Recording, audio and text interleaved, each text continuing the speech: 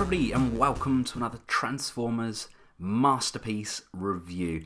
So I'm taking an early look at the eagerly anticipated Masterpiece MP-25 tracks.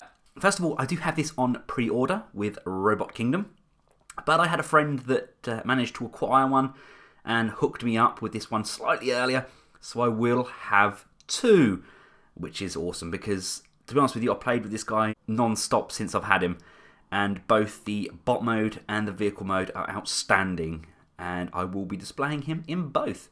Right, first of all, let's take a quick look at the commemorative coin that comes included.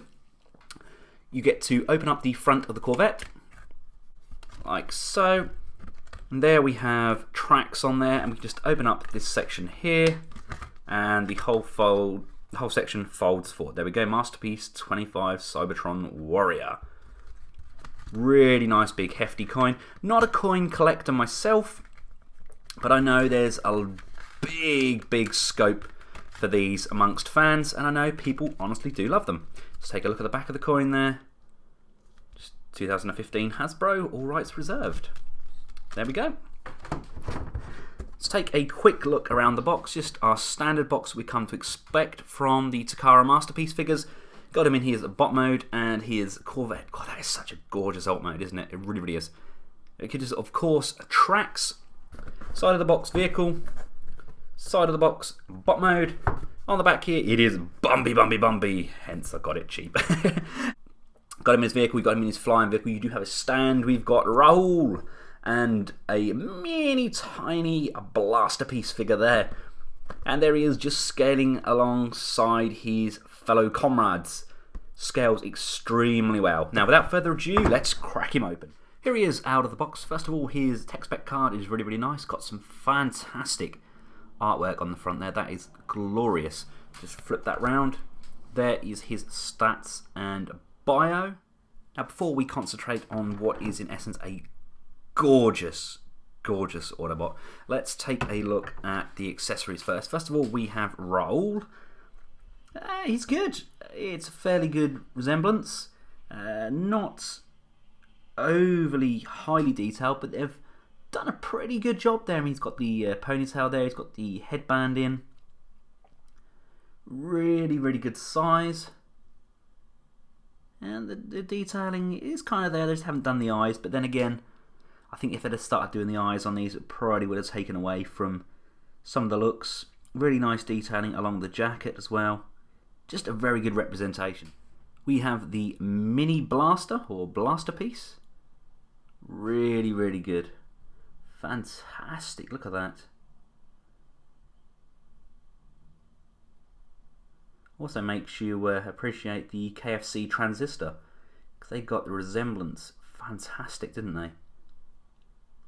Such a great figure for such a small size. It's tiny, really is tiny. This is the front cannon, like a front laser, I think it is, which hooks onto the front. So when he's in his flying mode, he can shoot down. Fairly simplistic, just a nice hollow piece there. Nice paint applications with a couple of pegs here, so we can peg that in. We have his black beam gun, which comes with the standard Masterpiece handles there, so it slots inside his hands. Again, nice detailing, nice paint applications, and very good resemblance to what we got with the animation. And then we get a base stand. Not just any base stand, a flight base stand. This is something we haven't got. I know we got some base stands with the Masterpiece Starscream and the Thundercracker and all that when they came out. But I don't think we got the flight stand, did we? But anyway, we have one for an Autobot, which is fantastic. You've got point of articulation here. Oh, that's a nice ratchet. You've got a soft pivot here, and you've got another one here on the end, so you can get some really nice deep flying poses. We also get two sets of wing mirrors like we got with Bumblebee. You just need to pop those off and peg those into the side of the doors. And here we have him in all his glory. This is by far the nicest looking Autobot vehicle we have had to date. He was my favourite toy as a kid. I absolutely loved the Trax toy. I had him up until about 6 months ago. Basically, I found him in one of my old boxes, and all that was left was just this front section here. All of the back had broken away. I don't know how I'd managed to break him like I had, but it was absolutely glorious. It's a fantastic looking figure, and they've really, really outdone themselves. That is gorgeous. Paint application appears to be impeccable. It's glorious. We do have a visible head syndrome there, though. Look. There's no hiding that, is there? That's actually a little bit disappointing. I thought they might have been able to hide that a little bit better than that, but hey ho. I mean, in order to get an alt mode looking as good and as close as this, I think they've done a brilliant job. I really do. You got the badge there on the back. Got the really nice tail lights. Wheels are nicely detailed with good tread. As you can see, we do have the flight wing capability underneath there. Gorgeous logo on the bonnet. Fantastic. Again, we've got the insignia on the front there. Just a really, really sexy looking vehicle. Quick vehicle mode comparison for the size. Yep, that's pretty much spot on. One little added feature, which I personally think is a fantastic little touch, is you can pop the bonnet up on Trax as well, so Raoul can have a look under the bonnet and do his stuff and make sure that everything's working as it should be. Again, this isn't a thing that's needed, it's just a great little nod to the G1 episode, Make Trax, I think it was, where Trax damaged his transformation cog when he crashed into a street lamp, and Raoul, the car thief, basically ended up teaming up with him, trying to stop Decepticons turning vehicles into clones. Something else I think which is really impressive, if you fold down these tail sections just from the underside here and just fold back this section here, you want to just pull the bonnet section back just so it's out of the way, and these holes here we can now line up with the gun. The gun wants to go around this way, and that's going to peg in under there like so, and then you can actually get Blaster as well, and he's got a little tab on the back of him, and there's a tab just under here. But now I think the only way of us getting that under there, I don't think you can do them both at the same time. I think you either have the gun or Blaster, because he just fits in. That's Blaster in. I don't think we can get the gun in on top as well. No, you can't. They won't fit in. So it's one or the other. But again, I think that's a fairly nice touch. I personally won't have Blaster in there. I would prefer to have the gun stored away, out of the way. Then we can just bring the front of the car back again. That fits in nicely around the head. And just bring this back and bring those back up under. Now to get Trax ready for his flight mode, again you just want to pull down this section here, pull down this section here. You want to rock this section back, which is tabbed in here at the top and on the side, so just untab those, slowly working this section back, and that will free up this entire back section. Just pull that back out of the way.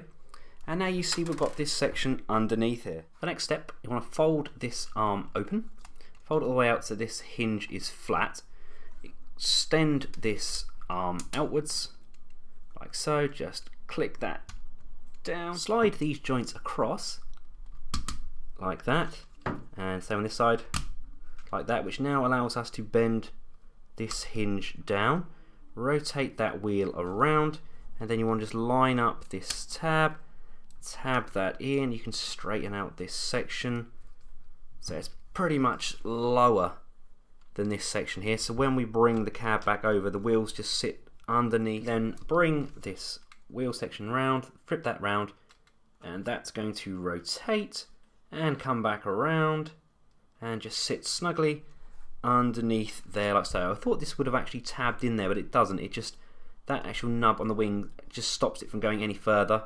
So it's like this, and that is his flight mode. A couple of small additions we can do in the flight mode. We can add the laser cannon on the front, and literally just slides in there and pegs in like so. And we can also put up the rear tail fins. To do that, you want to just untab this back section again, just to give you good access. And we can just push the tail fins through on both sides and flip those up. And flip those up. Then just peg all this back section in, securing it into place. It does look nicer with the tail fins out. The only downside I've found to these is nothing actually locks them into place. So as soon as you knock them, they then go back into the recess under here, and you have to go through the whole stage again of getting underneath there to push them back up. But all in all, it's a phenomenal flight mode. There's a hole just on the underside there, just here, and that's where we can peg in the flight stand. Right, here he is on his flight stand. The flight stand's okay. It does look nice. It's good to have that option. I would have liked a side tilt. At the moment, obviously, we can only move it up and down, then up and down at this axis here, and again at the top there. Unfortunately, there's nothing to tilt this sideways, so we can't do any really dynamic flying. But it's a very good, very welcome addition nonetheless. Right, let's get tracks changed up into his robot mode. First of all, we're going to detach this back section again. Keep the wings and everything out for now. We're going to use those in this position. So pull this section back. And as we pull it back, we can rotate it around so it's like this. Then we can fold this section down. And that now frees up these little cannon sections, which are a bit of a job. You need to just get behind the rear lights here and just push that up, and that rotates this whole section up like so. And then when these are up, we can bend this hinge down like this and like this, and then just rotate them around so they're facing upwards like that. Untab the arm from the bottom here. You want to pop this hinge up, rotate it up, bring this wheel section up, and have the arm up like so.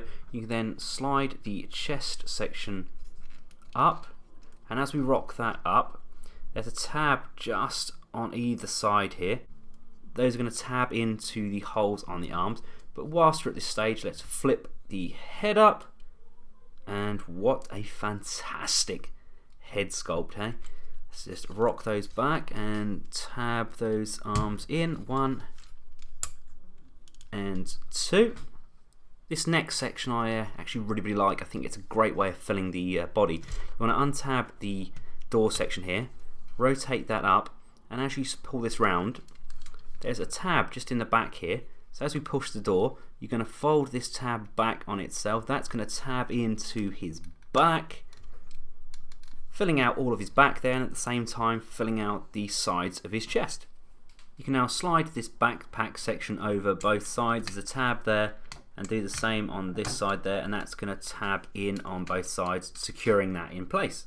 Really impressed with the transformation on the hands as well. Flip that open, slide that around, and now that you slid it around, it's going to switch round like so, and that's going to fold inwards, filling out the forearm and revealing the fist. Remove his weapon and split his legs. Come on, they're just tabbed in at the bottom there. There we go, they're split. And from this position, we can lift up the bonnet section on both legs. Then pull that down on that hinge there, and that locates the bonnet to the base of the foot. Rotate the waist around like so. You want to come down to this section here, unpeg this section of the leg. It's on a kind of swivel hinge. Rotate that up slightly. That now allows us to untab this section and rotate that all the way down. And as we rotate it down, you want to move and pivot this foot down to the base, and then it just comes in and it slides in just behind here to form the leg. Grab the inside of the leg, just pull that over, and that's going to rotate around, and there is a small tab just here that's going to plug into the back side of this hole here. That's just going to push down like so. And there he is in all of his robot goodness. Doesn't he look amazing? He absolutely does. We could flip the chest insignia over if you want to keep the blue for the chest. I think, did he just have the blue roof, didn't he, in the cartoon? I think it was blue roof and insignia for bot mode, I think.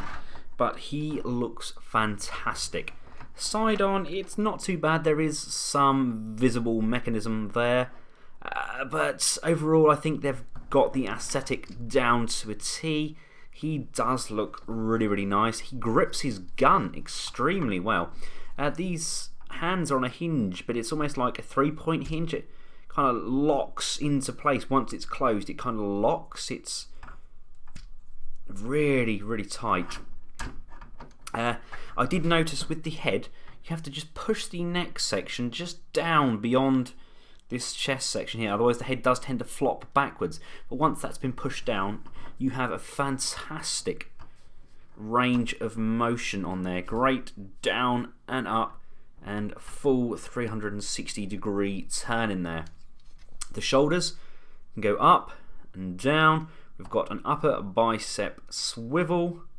We've got a bend at the elbow to a 90 degree, and obviously that can straighten right out. We have rotation at the wrist, and we do have that single pin through the hand. We have rotation at the waist. The legs can go that far forward. They are hindered slightly by this front skirt, but we can move that up to get a better range of motion. They come out to the side. We've got a bend at the knee.